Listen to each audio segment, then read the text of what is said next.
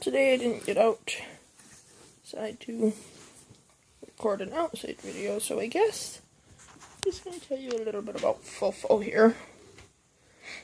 What you probably know is that he's deaf. I mean, like stone deaf from birth. But what I don't usually mention is that he, up until about 6 weeks old, he was also blind. His pupils didn't react to light, he bumped into the walls, his siblings, everything. But then, at about 6 weeks old, he started gaining some eyesight.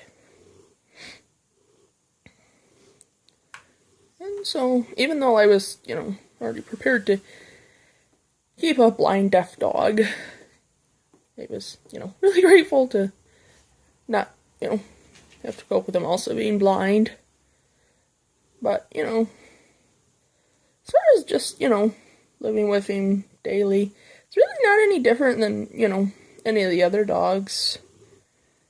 He knows, not just, hand signals, but just, he picks up on, subtle kind of, cues and body language. So really, it's actually not that much different than a regular dog. I think it would have been a lot harder had he stayed blind.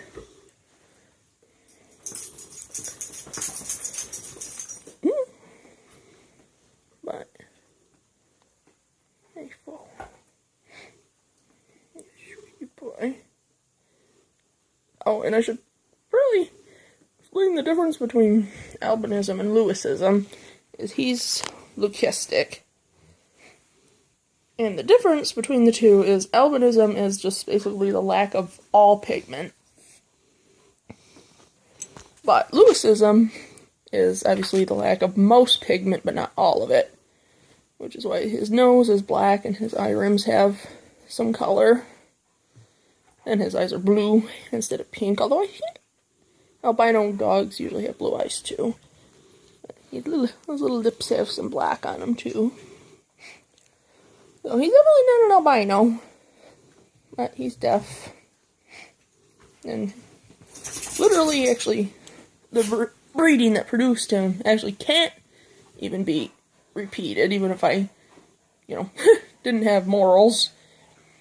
Because his sire actually died of old age about a month after he was born. So he was his dad's last litter. Oh, he's a special guy. Makes me really sad that he does not have the necessary reproductive parts anymore, so to say.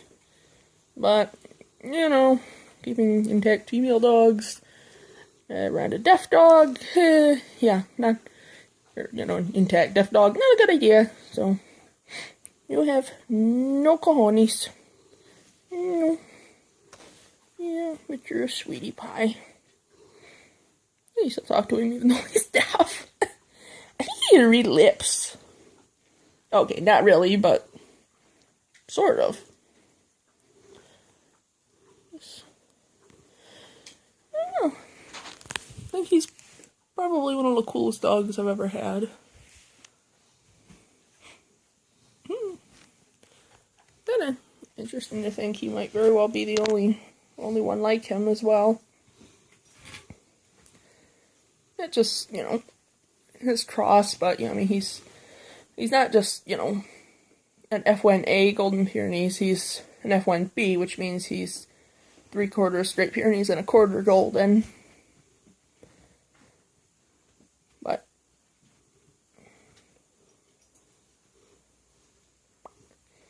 But his father was a Pyrenees, so pure Great Pyrenees, so he takes more after the Great Pyrenees than the Golden.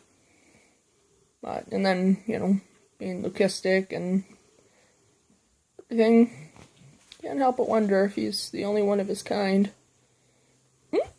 Well, so to speak.